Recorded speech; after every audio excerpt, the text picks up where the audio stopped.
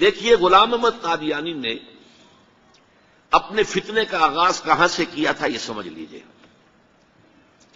پہلے وہ ایک مناظر تھے، بہت اچھے مناظر، غلام احمد قادیانی تھا کہنا چاہیے، غلطی سے طے کے بیٹھا ہوں۔ آریہ سماجیوں سے مناظرے کیے، عیسائیوں سے مناظرے کیے، مناظروں میں فتح حاصل کی، مسلمانوں کی آنکھوں کا تارا بن گئے، محبوب ہو گیا۔ اس کے بعد اس نے ایک فتنہ چھوڑا، ایک شوشہ چھوڑا، نبوت اور وحی تو رحمت ہے، رحمت کیسے بند ہو سکتی ہے؟ وحی تو انسانوں کی ہدایت کے لیے ہے، انسان ختم نہیں ہوئے وحی کیسے ختم ہو جائے گی؟ دیکھیے بظاہر یہاں دلیل ہے،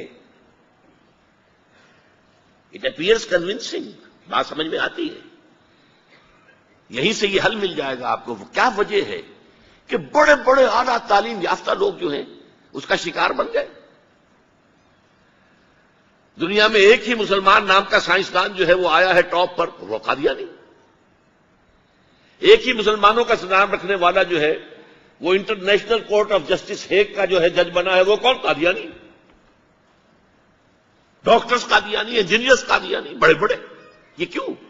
یہ بات ایسی تھی کہ جو بظاہر دل کو اپیل کرتی ہے کہ جب حضرت آدم سے کہا تھا اما یاتینکم منی ھدی فمن تبع ھدایا فلا خوف علیہم ولا هم یحزنون، انسانوں کی ہدایت کے لیے وحی کا راستہ کھولا گیا، ابھی انسان ختم نہیں ہوئے، وحی کا کیسے دروازہ بند ہو جائے گا؟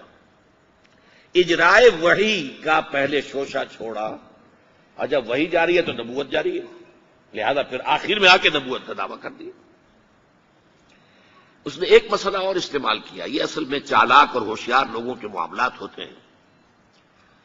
عوام الناس کی نفسیات کو متاثر کرنے کے لیے ایک اور شوشہ چھوڑا۔ دیکھو یہ کیسے ہو سکتا ہے؟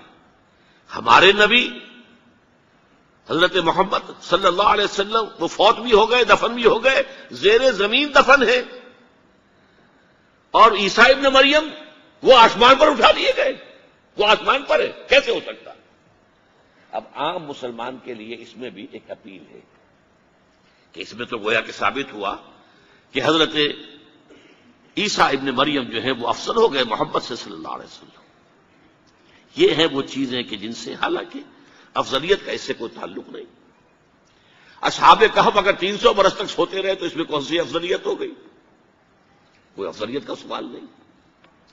اس اعتبار سے حضرت عزیر کو اگر 100 برس تک مردہ رکھ کر اللہ نے دوبارہ زندہ کر دیا، کون سی افضلیت اس میں ہو جائے گی؟ اللہ کی قدرت ہے، اللہ کر سکتا۔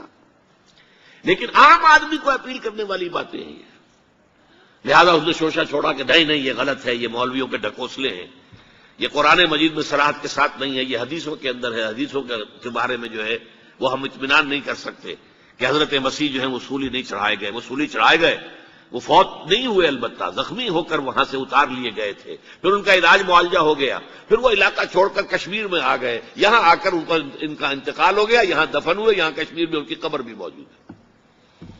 یہ دو ایشو ہیں جو اس شخص نے اٹھائے، اور اس سے عوام الناس جو ہیں جن کے اندر کے علم کی پختگی نہیں ہوتی، یا جذباتی طور پر آپ انہیں متاثر کر سکتے ہیں، یا جیسا کہ میں نے پہلی بات کہی تھی اس میں تو یقیناً ایک وزن کی بات نظر آتی ہے کہ یہ رحمت ہے، وہی رحمت ہے، نبوت رحمت ہے، اللہ کی رحمت بند ہو جائے گی کیسے؟ اب اس کا جواب ہے یہاں۔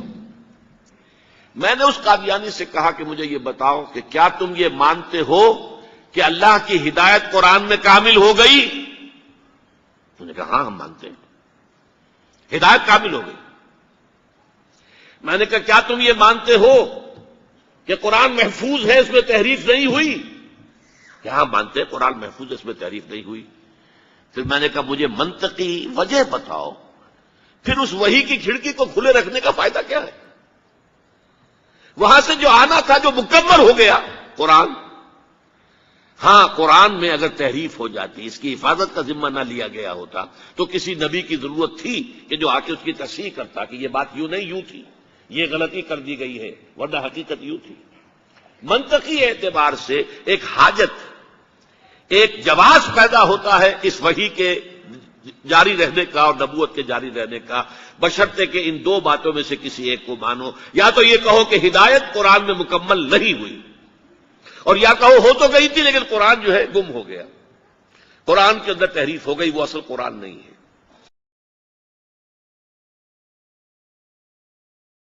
اسی زمانے میں ایک واقعہ یہ ہوا تھا، غلام احمد قادیانی نے ایک دعوتی خط لکھا کابل کے حکمران، اب میں بھول رہا ہوں کہ وہ امیر دوست محمد خان تھے یا امیر عبد الرحمان خان تھے، ان دونوں میں سے کسی کے سامنے وہ خط پہنچا.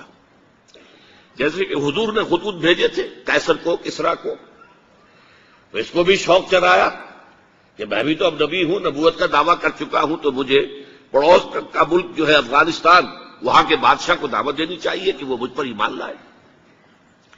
جب وہ خط وہاں پہنچا ہے تو امیر کابل نے اسی خط پہ 2 الفاظ لکھ دیے اور واپس کر دیا. الفاظ کیا تھے؟ ای جا بیا، یہاں آؤ ذرا اور یہاں آ کر تم دعویٰ کرو نبوت کا. یہ تم انگریز کی چھتری تلے بیٹھے ہوئے دعوے کر رہے ہو، انگریز کے سائے تلے جو ہے، اور انگریز جو ہے تمہیں سپورٹ کر رہا ہے. تم نے جہاد کو جو ہے ختم کر دیا، دین کے لیے حرام ہے اب دوستو قتال، حرمت قتال. انگریز کو اور کیا چاہیے تھا؟ گلیڈسٹن نے، جبکہ وہ وزیر اعظم تھا برطانیہ کا، اس نے کہا تھا اپنے پارلیمنٹ میں قرآن کو لہرا کر، جب تک یہ کتاب دنیا میں موجود ہے امن قائم نہیں ہو سکتا. یہ تو جہاد اور قتال کی بات کرتی ہے. تو ان کو اور کیا چاہیے تھا کہ اگر کوئی اس قتال کو ختم کر دے، منسوخ کر دے، اور مسلمانوں میں سے جذبہ جہاد اور قتال فی سبیل اللہ کو نکال دے، تو اس سے بڑی اور کیا خدمت ہوگی. لیکن یہ کہ اگر تمہیں یہ دعوت دینی ہے تو ذرا یہاں آؤ، ہی جا بے آ، یہاں آ کے یہ دعوت دو مجھے، تاکہ تمہارے 14 طبق روشن ہو، تمہیں معلوم ہو کہ اس دعویٰ کرنے کا مطلب کیا ہے.